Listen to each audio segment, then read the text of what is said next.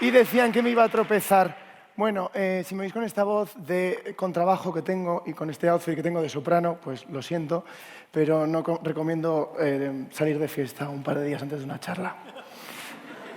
Reconozco que no hubo vino. Bueno, sexo. Ahora que tengo vuestra atención, voy a hablar de sexo, pero no del que nos gusta a todos, sino del que se utiliza a veces para hacer el mal. Últimamente tenemos muchos expertos en biología, ¿no? Gente que dice que el sexo son los cromosomas, que o tienes XX o tienes XY, que son los genitales, que tienes pene o tienes vulva, que son básicamente dos casillas marcadas, ¿no? Bien, aparte de decirle a esta gente que necesitaría una clase de biología, tenemos que entender de dónde viene esto, ¿no? Esta idea de que, bueno, los griegos no sabían lo que eran los cromosomas, ¿eh? Es que el sexo, el cuerpo, es una producción cultural y cómo la hemos entendido a lo largo de la historia y cómo la entendemos ahora, marca la vida de muchísima gente. Los griegos no sabían lo que era un cromosoma, en el Paleolítico sabían lo que era un hueso, pero no se dedicaban a medirse las caderas y compararlas. Que sepamos. ¿Ignacio? No sé. Vale. Bueno, pues acaso. El caso es que el sexo es una producción cultural y a día de hoy tenemos formularios con dos casillas. Masculino, femenino. Sexo, mucho también, por supuesto. Pero eso nos gustaría a todas, supongo. O a mucha gente. Pero tenemos que entender de dónde viene esta concepción del sexo como dos casillas completamente separadas. Y es que podemos irnos a, yo qué sé, nos tenemos que ir atrás en el tiempo. ¿Nos vamos a dónde? A 1880, cuando se patentó el primer vibrador. Ya he dicho que no estoy hablando de ese tipo de sexo, pillines. Podemos irnos a 1869, cuando se descubre el ADN. O podemos irnos a 1842, cuando se descubren los cromosomas. No, nos tenemos que ir un poquito más atrás. Apagadme las luces, por favor. Que lo pedí en el formulario, ¿eh? Os pedí que me apagaseis las luces. Muchas gracias. Nos tenemos que ir al siglo de las luces. Y si se me ha encendido la peluca, ¿esto va bien? ¿Sí?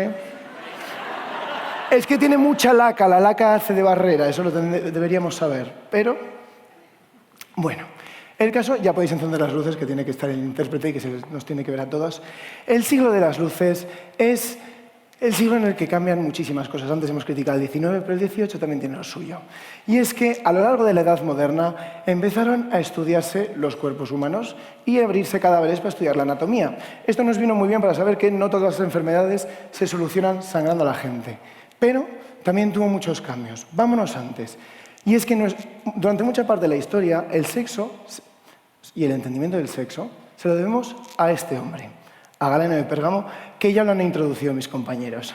Galeno de Pérgamo, entre otras lindezas, decía que solo existía un único sexo, el masculino, y que todo era un grado de desarrollo hacia la perfección del varón.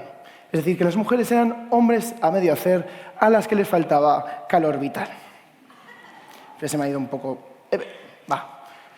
El caso es que en la Edad Media se entendía que tú podías nacer con una genitalidad ambigua. Lo importante era que la usases bien.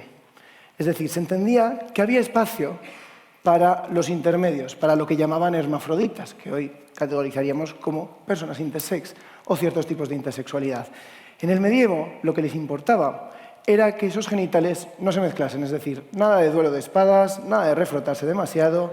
Lo que había era que tener hijos, pene con vagina. Pero por lo demás, tú, si nacías con una genitalidad ambigua, incluso si era demasiado ambigua y no había cura, no había médico, no había quien lo clasificase, no había matrona que lo clasificase, podías llegar a la edad adulta, a la pubertad, y determinar si elegías vivir como hombre o como mujer. Pero una vez eligieses como hombre o como mujer, tenías que utilizar solo uno de tus sets de genitales, porque un gran coño conlleva una gran responsabilidad. Pero, ¿qué pasa? Que eso, llegamos al siglo XVI y la gente empieza a abrir cadáveres, porque también es algo que nos gusta demasiado. Quiero preguntaros qué veis aquí. Esto es un aparato reproductor. Que levante la mano quien ve un pene, un aparato reproductor masculino. Ha habido algunos. Que levante la mano quien le parece esto una representación muy fehaciente de un aparato reproductor femenino. Muy fehaciente, he dicho, ¿eh? He visto un par de manos.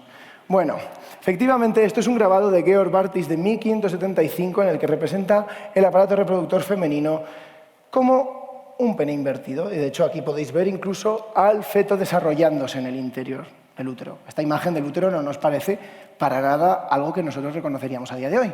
Pero con el tiempo fueron abriendo más cadáveres y fueron mejorando en esto del dibujo de la anatomía interna, ¿no? Entonces, poco a poco se van dando cuenta de que a lo mejor esto de que el hombre y la mujer son grados de desarrollo no es así, sino que son dos cosas distintas.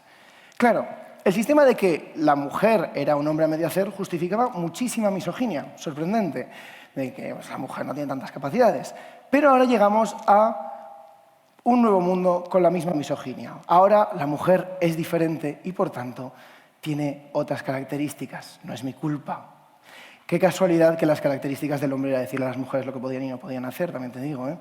Pero bueno, y es que la ciencia por sí sola no cambia los sistemas y las estructuras de opresión, aunque nos gustaría pensarlo.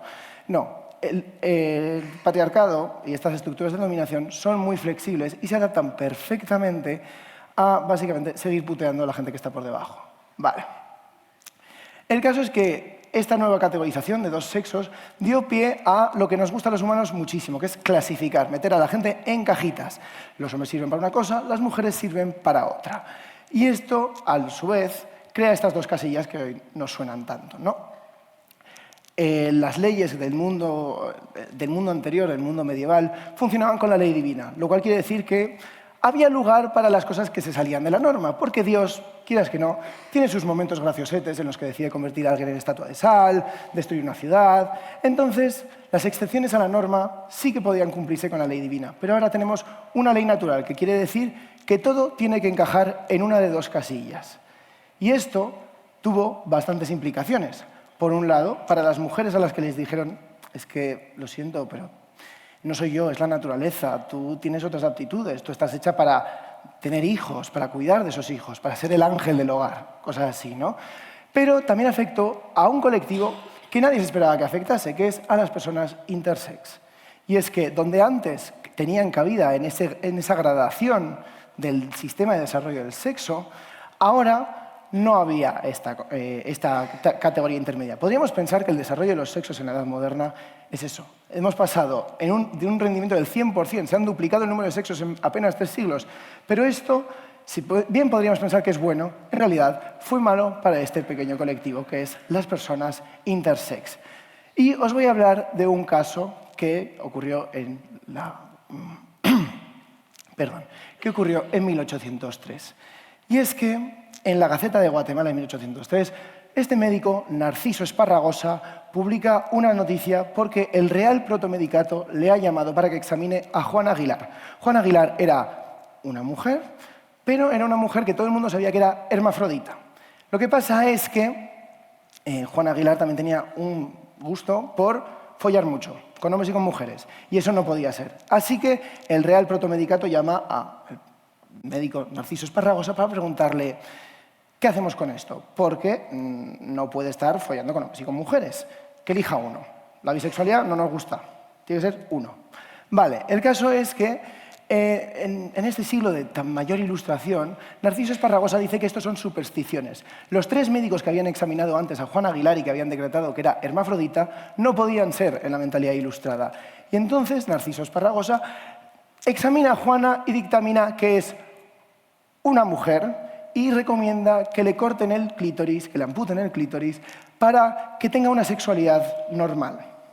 ¿Qué diréis? Bueno, aparte de que menudo elemento este Narciso, diréis, menuda barbaridad, ¿no?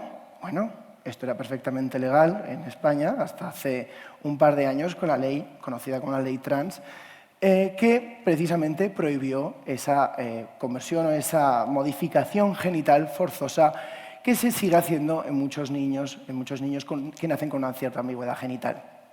Y es que Queremos que las cosas encajen en dos casillas, pero este relato que os estoy contando aquí es el relato de cómo lo normal, lo que más ocurre en la naturaleza, pasa a convertirse en la norma y cómo creamos autoridades que se convierten en el único elemento que de repente tiene autoridad para hablar sobre nuestros cuerpos. A lo largo del siglo XIX empiezan a imponerse cosas como el examen de sexo verdadero para entrar en espacios como en el ejército, y vemos que a lo largo del siglo XIX y siglo XX, y ahora ya sí que estamos hablando de unos siglos bastante malos, empezamos a ver que el psiquiatra es el que te dictamina si tienes histeria, el policía es el que dictamina si estás cometiendo excesos y escándalo público, y el médico, con un bisturí, como hizo Narciso Esparragosa, va a corregirte y va a encauzarte en una de esas dos casillas, porque la ley de la naturaleza, pese a ser universal, a veces parece que necesita una ayuda. Y es que, por mucho que pensemos, y que mucho que pensamos que la luz ilustrada nos dio muchísimos avances, y lo hizo, a veces, cuando más te acercas a la luz, más grandes son las sombras. Muchas gracias.